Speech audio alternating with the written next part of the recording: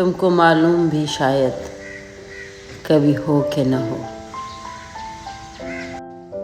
मेरी रातें तेरी यादों से सजी रहती हैं, मेरी रातें तेरी यादों से सजी रहती हैं, मेरी सांसें तेरी खुशबू में बसी रहती हैं, मेरी आँखों में तेरा सपना सजा रहता है, मेरी आँखों में तेरा सपना सजा रहता है। हाँ, मेरे दिल में तेरा अक्स बसा रहता है।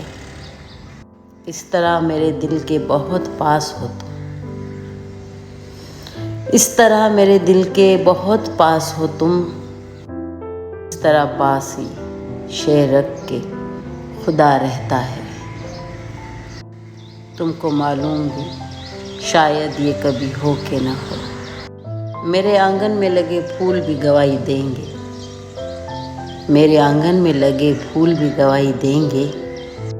मैंने अरसे से किसी फूल को देखा भी नहीं, तुझको सोचा है तो सिर्फ तुझको ही सोचा है फ़कत, तुझको सोचा है तो तुझको ही सोचा है फ़कत, तेरे सिवा किसी और को सोचा भी नहीं।